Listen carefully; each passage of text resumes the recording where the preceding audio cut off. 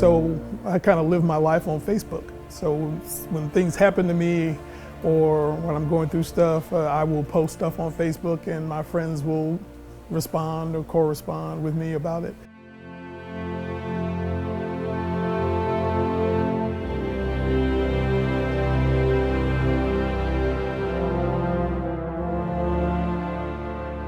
I guess the dark post that I put on Facebook could be seen psychologically as a cry for help. I'm sure that's what a psychologist would say. Was it that? Maybe a little bit.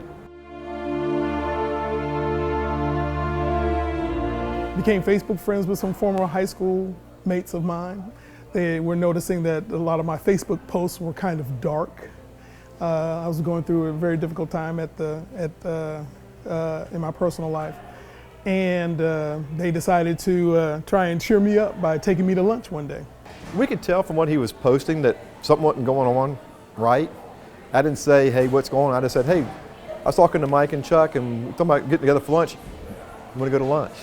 I kind of gave us this nickname, the Four Horsemen of the Apocalypse, because when we get together, we just have a great time, we laugh. Reggie's a very open guy. I mean, Reggie tells you exactly what he feels and what's going on and everything else, so it's easy to know what's happening. Reggie and I were on the drill team together in high school.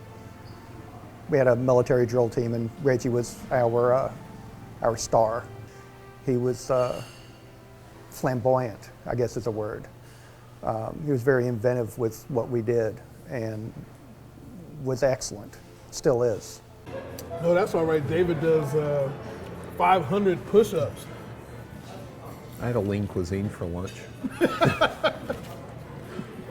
So everybody has their own little special places they pick, and he's always picking the healthy spots, and then it's like, oh man, I gotta eat, bean sprouts or something because Reggie's picking the spot.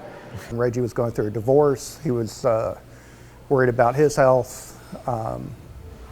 As it's developed, he's been worried about his parents' health, his mom in particular, his brother, and that kind of led to him getting involved in trying to improve his own health. He had to do something about his health, about his lifestyle, and he did. Watching him drop all that weight, I'm thinking, okay, I'm really lazy. This is really bad. He shamed me into it. 500 push-ups every morning, he'll be fine. He can have a chocolate chip cookie. Yeah. People always ask, has someone changed? And I don't know that people really change over time. But what happens is different aspects of your personality get emphasized. And in Reggie's case, I think what's so neat is he became more of the best parts of himself. I took them on a flight to the Tuskegee Air Museum a few years ago. He had his own plane. He flew me and my kids to the Tuskegee Airmen Museum in Tuskegee, Alabama one day, just as a day trip. And that was the first time either one of my kids had been on a plane. So I know that's a memory that they're going to have for the rest of their life. And it was just something he was doing to, out of his generous spirit. So he'll always be just a really special friend. He's like a brother to me. It was so neat watching him interact with his kids. He cares so much about them, their future, their education.